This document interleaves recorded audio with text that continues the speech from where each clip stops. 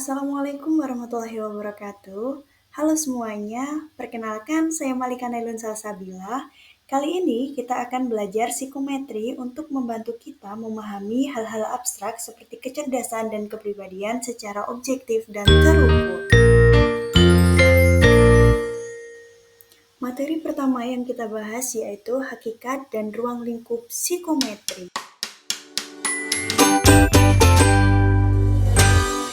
Pengertian psikometri. Psikometri merupakan cabang ilmu psikologi yang berfokus pada pengukuran aspek-aspek psikologis manusia seperti kecerdasan, kepribadian, minat, motivasi, serta kemampuan kognitif dan afektif. Objek yang dapat diukur yaitu karakteristik psikologis yang tidak dapat diamati secara langsung atau latent trait. Tujuannya untuk memperoleh data yang objektif, terukur, dan dapat dipertanggungjawabkan untuk memahami individu secara ilmiah.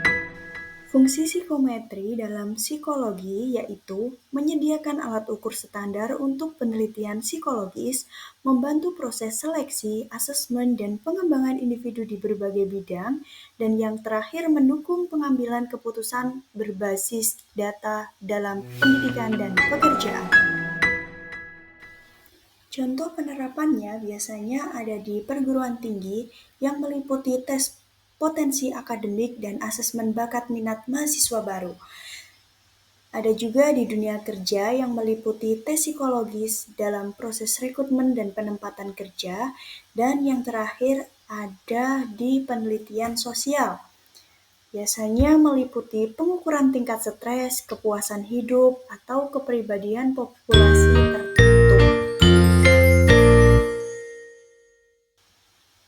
Yang kedua, kita akan membahas tentang sejarah dan perkembangan psikometri. Awal mula psikometri pada akhir abad ke-19. Yang pertama, menurut Francis Galton pada tahun 1880-an, menjadi pelopor pengukur kemampuan mental dan statistik individu. Yang kedua, James Cattell pada tahun 1890-an memperkenalkan istilah mental test untuk mengukur fungsi psikologis.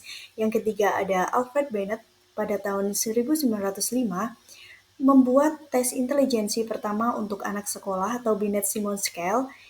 Yang keempat ada Carl Sperman pada tahun 1904 sampai 1927 menemukan faktor umum dan mengembangkan analisis faktor. Selanjutnya, perkembangan teori pengukuran. Yang pertama ada teori tes klasik atau CTT yang berfokus pada skor total tes dan kesalahan pengukuran. Yang kedua ada teori tes modern atau ERT berfokus pada karakteristik butir soal dan kemampuan individu. ERT lebih adaptif dan akurat. Contoh perbandingan visualnya kalau menggunakan tes kertas dan pensil atau CTT, semua peserta mendapatkan soal dan waktu sama, lalu hasilnya lebih umum dan tidak terlalu personal. Contohnya, tes masuk perguruan tinggi konvensional. Yang kedua, tes berbasis komputer atau CAT atau ERT, yaitu soal menyesuaikan kemampuan peserta secara real time, hasil lebih cepat, akurat, dan individual.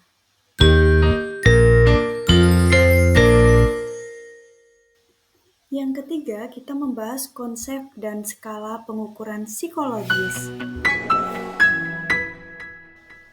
Perbedaan pengukuran psikologis dan pengukuran fisik. Yang pertama, pengukuran fisik biasanya mengukur hal nyata dan langsung teramati, seperti contoh tinggi badan, berat badan, atau suhu badan. Pengukuran psikologis biasanya mengukur hal abstrak atau latent trait seperti motivasi, stres, kecerdasan, atau kepuasan. Pengukuran psikologis membutuhkan alat ukur khusus, tes angket agar hasilnya objektif. 4 jenis skala pengukuran psikologis. Yang pertama ada nominal, yaitu klasifikasi kategori tanpa urutan, contohnya jenis kelamin, jurusan kuliah, atau tipe kepribadian. Yang kedua ada ordinal, yaitu urutan ada tetapi jarak antara kategori tidak pasti, contohnya peringkat motivasi belajar, tinggi, sedang, atau rendah. Yang keempat ada interval, yaitu urutan dan jarak sama tetapi tidak ada nol mutlak. Contohnya, skor skala stres akademik 1-5, dari tidak stres hingga sangat stres. Yang keempat ada rasio, yaitu urutan jarak sama dan nol mutlak. Contohnya, jumlah jam belajar per minggu.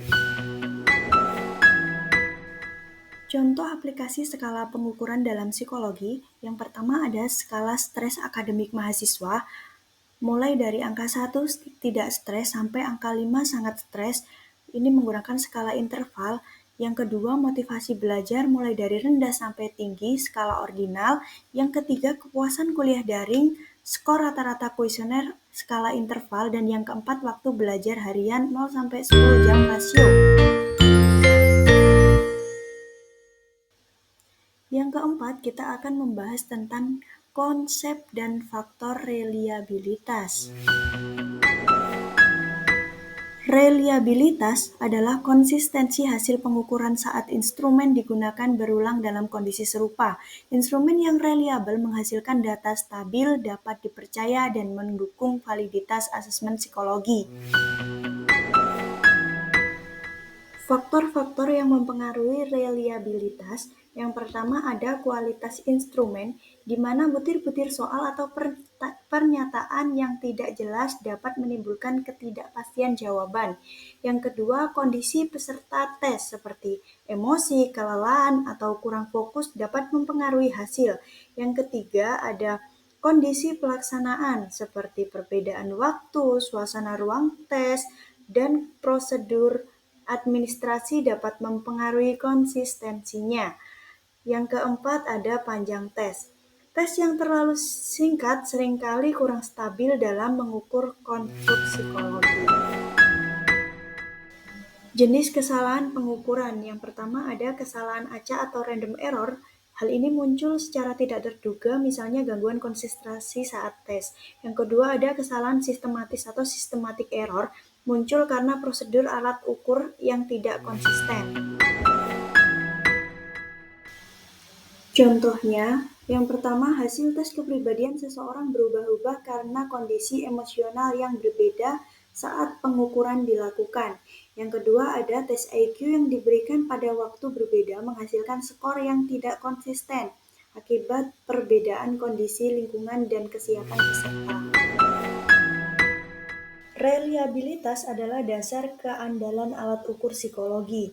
Instrumen yang reliabel akan memberikan hasil yang stabil dan konsisten, sehingga dapat digunakan secara ilmiah dalam pendidikan, penelitian, dan asesmen psikologi. Sekian video dari saya, semoga bermanfaat. Kurang lebihnya mohon maaf. Wassalamualaikum warahmatullahi wabarakatuh. See you!